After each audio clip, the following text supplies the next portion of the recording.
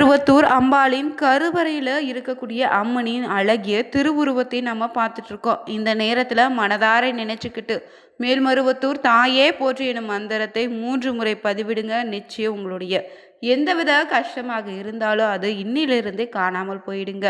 இந்த அம்பாள் ஏதாவது ஒரு வகையில் நிச்சயம் பார்த்தீங்கன்னா உங்களுடைய பிரச்சனையை தீர்க்க வழியினை ஏற்படுத்தி தரப்போகிறா. அதனால தான் இன்னைக்கு இந்த ஒரு வீடியோ பார்த்தீங்கன்னா உங்களுடைய கண்களுக்கு தென்பட்டிருக்கு. ஆதிபராசக்தியான மேல்மருவத்தூர் அம்பாளின் மகிமை என்ன, இங்கு அம்பாளின் கருவறையில் நடந்த சில அதிசய நிகழ்வுகளை தான் இந்த வீடியோவில் பார்க்க போகிறோங்க. நீங்களும் மேல்மருவத்தூர் தளத்திற்கு சென்று இருந்தீங்கன்னா சென்று வந்த பிறகு உங்கள் வாழ்க்கையில் ஏற்பட்ட மாற்றத்தை மறக்காமல் கமெண்ட் பண்ணுங்கள்.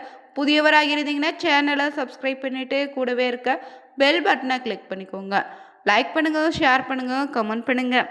மேலும் தனிப்பட்ட முறையில் உங்கள் ஜாதக ரீதியாக ஏற்படக்கூடிய பிரச்சனைக்கு சரியான ஒரு பரிகாரத்திற்கும் வீடியோவில் டிஸ்கிரிப்ஷன் கீழே ஒரு நம்பர் கொடுத்துருக்கோம். அந்த நம்பருக்கு நீங்கள் கால் பண்ணி தெரிஞ்சுக்கலாம். வாங்க வீடியோக்குள்ளே போகலாம். தமிழகத்தில் பார்த்தீங்கன்னா நூற்றுக்கணக்கான அம்மனுடைய கோவில் இருந்தாலும் எல்லோருக்குமே பார்த்தீங்கன்னா அம்பாள்னா இந்த ஆதிபராசக்தி அம்பாள் தாங்க. மேல்மருவத்தூர் வீட்டில் இருக்கக்கூடிய இந்த அம்பாளுக்கு பார்த்தீங்கன்னா தினமும் ஆயிரக்கணக்கான பக்தர்கள் வழிபட்டு செல்வாங்க. அதே போல் சென்னை சுற்றி முக்கிய கோவில்களில் நினைவுக்கு வருவது இந்த மேல்மருவத்தூர் தலம் மட்டும்தாங்க.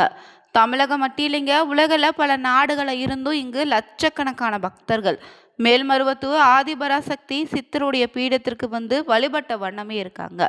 தன்னை வணங்கக்கூடிய பக்தர்கள் வாழ்க்கையில் ஆதிபராசக்தி பல அற்புதங்களை நிகழ்த்துவதாகவும் சொல்லப்படுதுங்க. ஆதிபராசக்தி கோவிலில் சாமானிய மனிதர்கள் அதிக அளவில் வழிபடக்கூடிய தலமாக இருக்கு. இங்கு யார் வேண்டுமானாலும் பார்த்தீங்கன்னா அம்மனுக்கு பூஜையோ அபிஷேகம் உள்ளிட்டவை செய்து வழிபட முடியும். சபரிமலை போல இந்த கோவிலிலும் பார்த்தீங்கன்னா மாலை அணிந்து இருமுடி கட்டி வழிபடக்கூடிய முக்கிய வழிபாடு முறையாகவே இருக்கு. மேலும் இந்த அம்பாள் எப்படி உருவானான்னு தெரிஞ்சுக்கலாங்க. தமிழகத்தில் ரொம்பவே பிரசித்தி பெற்ற அம்மன் கோவில்களில் இந்த ஆதிபராசக்தி சித்தர் பீடமும் ஒன்று. செங்கல்பட்டு மாவட்டத்தில் தான் இந்த மேல்மருவத்தூர் கோவில் அமைந்திருக்கு. இந்த கோவிலில் தமிழகத்தில் அதிகமான பக்தர்கள் தினமும் செல்லக்கூடிய கோவிலாகவும் இருக்குங்க. இந்த கோவில் பார்த்தீங்கன்னா எப்படி உருவானுச்சுன்னா, இந்த ஆதிபராசக்தி கோவில் இப்போது இருக்கக்கூடிய இடத்துல அப்போது பார்த்திங்கன்னா 1960களில் ஒரு வேப்ப மரம் மட்டும் இருந்திருக்கு. இந்த மரம் மற்ற சாதாரண வேப்ப மரங்களைப் போல கசப்பு தன்மை கொண்டதாக இல்லாமல் அதன் காய் இனிப்பு சுவையோடு இருந்திருக்கு. இதிலிருந்து வடியக்கூடிய பால் போல பொருளும் இனிப்பு சுவை உடையதாக இருந்திருக்கு. இதனால் இந்த பகுதியில் இருந்த மக்களோ இதனை கடந்து செல்லக்கூடிய நபர்களோ ஆச்சரியத்தோடு இதனை சாப்பிட்டு வந்தாங்க. அதனால் பார்த்திங்கன்னா அதை விட இன்னும் ஒரு ஆச்சரியம் என்ன நடந்திருக்குன்னா, அந்த மரத்தினுடைய பாலும் கனிகளும் சாப்பிட்டவங்களுக்கு இருந்த நோய்கள் அனைத்தும் குணமானது. இதனால் இந்த அதிசய வேப்பமரம் பற்றிய தகவல் பற்றினா மற்ற இடங்களுக்கும் பரவிருக்கு. பிறகு 1966ஆம் ஆண்டு தமிழகத்தில் வீசிய புயலால் இந்த வேப்பமரம் அடியோடு சாய்ந்துச்சு. அந்த மரத்தினுடைய வேர் பகுதியில் இருந்து சுயம்புவாக கல் ஒன்று வெளிப்பட்டது. இந்த சுயம்புவிற்கு மேலே சிறிய குடில் அமைத்து இந்த பகுதியில் இருந்த மக்களை பூஜை செய்து வழிபட தொடங்கினாங்க. இதற்கு சித்தர் பீடுன்னு பெயரும் வச்சாங்க. பல ஆண்டுகளாக சுயம்பு உருவம் மட்டுமே இங்கு வழிபட்டபடி இருந்திருக்கு. பின்னர் 1977ஆம் ஆண்டு நவம்பர் 25ஆம் தேதி தான் இந்த சுயம்புவிற்கு அருகில் 3 அடி உயர பீடத்தின் மீது அன்னை ஆதிபராசக்தியை சிலை பிரதிஷ்டை செய்தாங்க. 1000 இதழ் கொண்ட தாமரை மீது வலது காலை மடித்து கொண்டு இடது காலை தொங்க விட்டு அமர்ந்த நிலையில வலது திருக்கரத்துல தாமரை மொட்டும் இடது திருக்கரத்துல சின்முத்திரையும் காட்டியும் கட்சி தருகிறார் இந்த மேல்மருவத்தூர் ஆதிபராசக்தி. 1000 இதழ் கொண்ட தாமரை என்பது தியானத்தை குறிக்குங்க. அன்னையன் கையில் இருக்கக்கூடிய இந்த முத்துரையும் பார்த்தீங்கன்னா ஞானத்தை அருளக்கூடியதாக இருக்கு. அன்னையின் தலையில ஜடாமுடிய கிரீடம் போல அமைந்திருக்கு. மேலும் இந்த கோவிலுடைய சிறப்பு என்னன்னா, ஒரே தாய் ஒரே மனித குலன் உணர்த்தும் விதத்துல ஆதிபராசக்தியினுடைய சித்தரின் பீடத்தின் அடிப்படை கொள்கையாக சொல்றாங்க. இங்கு மனிதர்கள் அனைவரும் சமம். இவர்களுக்கு தாயாக இருக்கக்கூடியவதா இந்த அன்னை ஆதிபராசக்தி மட்டும். கருவறைக்குள்ள சென்று அன்னைக்கு பூஜை உள்ளிட்ட வழிபாடுகளை பெண்கள் செய்ய முடியுங்க. இந்த முறையை இங்கு பங்காரு அடிகளார் உருவாக்கினார்.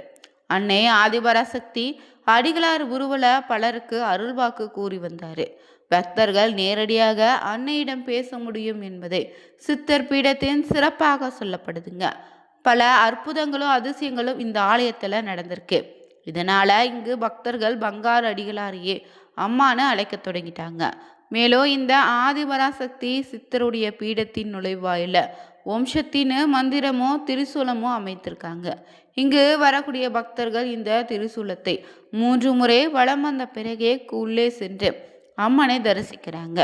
மற்ற கோவில்களில் இருப்பது போல இந்த கோவிலில் நவகிரகங்கள் கிடையாது. ஏன்னா இங்கு அன்னையே அனைத்து சக்திகளின் ஆதாரமாக விளங்குவதால இங்கு நவகிரகங்கள் அனைத்தும் அன்னையை சுற்றி இருப்பதாக சொல்லப்படுதுங்க. அதனால இங்கு தனியாக வணங்க வேண்டிய அவசியமும் கிடையாது. மேலும் இந்த கோவிலில் சிறப்பு என்னன்னா புற்று மண்டபம். இங்குள்ள புற்றில் இருக்கக்கூடிய அம்மன் பாம்பு வடிவில் வசிப்பதாக நம்பிக்கையாக சொல்றாங்க. இந்த மண்டபத்தில் இரவு நேரங்களில் தங்குபவங்களுக்கு பாம்பின் உருவலை இன்று வரையுமே பார்த்தீங்கன்னா அன்னை பராசக்தி காட்சி கொடுத்து வரக்கூடிய அதிசயம் நிகழ்ந்துட்டு தான் இருக்கு. மேலும் இந்த புற்று மண்டபத்திற்கு வலதுபுறம் பார்த்தீங்கன்னா சப்த கன்னியர் கோவில் இருக்கு. இதற்கு கூரை எதுவும் கிடையாதுங்க. பிறகு 1974ஆம் ஆண்டு தான் சப்த கன்னி சன்னதி அமைத்திருக்காங்க. இந்த சப்த கன்னியர்கள் பார்த்தீங்கன்னா ஆதிபராசக்தியினுடைய பரிவார தேவதைகளாக சொல்லப்படுதுங்க. இங்கு மேல்மருவத்தூர்ல கோவில் வழிபாட்டில் இதற்கு முக்கிய இடம் உண்டுங்க. அது மட்டும் இல்லை, இந்த கோவிலில் பங்காரு அடிகளாரின் உருவலையே ஆதிபராசக்தி சாமானிய மனிதர்களோடு பேசுவது நடக்குது. 21 சித்தர்களுடைய ஜீவ சமாதிகள் ஒன்றிணைந்த இடமாக இந்த மேல்மருவத்தூர் சொல்லப்படுதுங்க. இங்கு எந்தவித பாகுபாடும் கிடையாது. யார் வேண்டுமானாலும் கோவிலுக்குள்ள சென்று அன்னையை வழிபட முடியும். அது மட்டும் இல்லை, பெண்கள் அன்னையின் கருவறைக்குள்ள சென்று பூஜை, அபிஷேகம், அலங்காரம் உள்ளிட்டவை செய்து வழிபடலாம். இந்த கோவிலில் இருக்கக்கூடிய நாகபீடத்தில் எலுமிச்சை விளக்கேற்றி வழிபட்டா குடும்ப பலன் மேம்படும். அனைத்து பாவங்களை இருந்து விடுபட முடியுங்க. அது மட்டும் இல்லை, இங்கு அங்க பிரதேசனம் இந்த கோவிலில் முக்கிய வழிபாடாக இருக்கு. இங்கு அங்க பிரதேசனம் செய்து வேண்டிக் கொண்டா அவங்களுக்கு அனைத்து நலன்களும் கிடைக்கணும் சொல்றாங்க. மேலும் நவராத்திரி ஆடிப்பூர நாட்கள்ல அங்க பிரதேசனம் செய்து பாவ விமோச்சனம் செய்வதற்கான சிறந்த வழிபாடாகவே இருக்கு. இங்கு ஆடிப்பூர நாள்ல பக்தர்களே தங்கள் கைகளால சுயம்பு ரூபத்துக்கு பால் ஊற்றி அபிஷேகம் செய்கிறாங்க. பூஜைகள் செய்வதற்கான சாதாரண மனிதர்களும் இங்கு அனுமதிக்கப்படுதுங்க. இங்கு தமிழ் மன்றங்கள், வேள்விகள், கலச விளக்கு பூஜைகள்னு குறிப்பிட்ட கால இடைவெளியில நடத்தப்பட்டு தான் இருக்கு. உலக நன்மைக்காக இங்கு யாகங்களும் நடத்துறாங்க. மேலும் இங்கு அதர்வன பக்தர்களுக்கு தனி சன்னதி இருக்கு. இவளை வேண்டிக் கொண்டாலே அனைத்து தீய சக்திகளை இருந்து விடுபட முடியும். மேலும் இந்த ஆதிபராசக்தியின் பீடங்கள், சக்தி மன்றங்களும் பார்த்தீங்கன்னா உலகம் முழுவதும் அமைக்கப்பட்டு அதன் மூலம் பல சமூக பணிகளும் மேற்கொண்டுட்டு இருக்காங்க. இந்தியா, மலேசியா, இலங்கை, சிங்கப்பூர்னு 5000த்துக்கு அதிகமான மன்றங்களும் செயல்பட்டு வருதுங்க. இங்கு மேல்மருவத்தூர் ஆதிபராசக்தியினுடைய கோவிலுக்குள்ள எவர் ஒருவர் முறையாக விரதம் இருந்து இருமுடி கட்டி வந்து 108 முறை மந்திர ஜபமோ தியானமோ செய்து வழிபடுபவர்களுக்கு எந்த தீய சக்தியும் நெருங்காதுன்னு நம்பிக்கையாக சொல்றாங்க.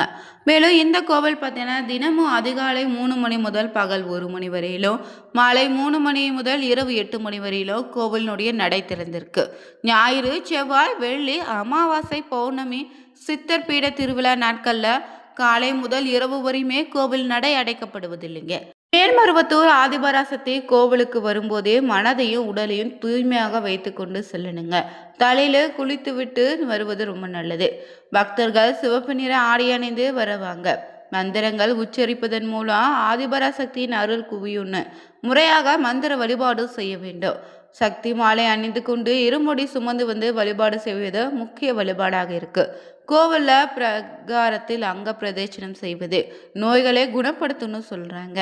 அது மட்டும் இல்லை, இங்கு அம்பாளை தரிசிப்பதன் மூலம் பக்தர்கள் தங்களுடைய மனக்குறையை அன்னை பராசக்தியிடம் முறையிடும் போது அவை தீர்ந்து நிம்மதி கிடைக்கும். அது மட்டும் இல்லை, இந்த சித்தர் பீடம் என்பதால சித்தர்கள் அருளோ ஆதிபராசக்தியின் அருளோ நிச்சயம் உண்டாகும். சிவப்பு ஆடை அணிந்து வழிபடுவங்களுக்கு செல்வ செழிப்பு கிடைக்கும்னு, நோய்கள் குணமாகணும் சொல்லப்படுதுங்க. மேலும் இங்கே இருக்கக்கூடிய அதர்வன பத்ரகாளி வழிபாடு மூலம் பில்லி, சூன்யம் போன்ற பிரச்சனைகளை இருந்து பாதுகாப்பு கிடைக்கும்னு சொல்கிறாங்க. வாய்ப்பு கிடைச்சா நீங்களும் ஆதிபராசக்தி அம்பாளை நேரில் சென்று தரிசித்துட்டு வாங்க. நிச்சயம் உங்கள் வாழ்க்கையில் இருக்கக்கூடிய பிரச்சனை நீங்கும். திருமணம் ஆகாதவங்களுக்கு விரைவில் திருமணம் ஆகிடுங்க. வீடியோ பிடிச்சிருந்தா லைக் பண்ணுங்கள், ஷேர் பண்ணுங்கள், கமெண்ட் பண்ணுங்கள். மறக்காமல் சேனலை சப்ஸ்கிரைப் பண்ணிவிட்டு கூடவே இருக்க பெல் பட்டனை கிளிக் பண்ணிக்கோங்க. Thank you viewers.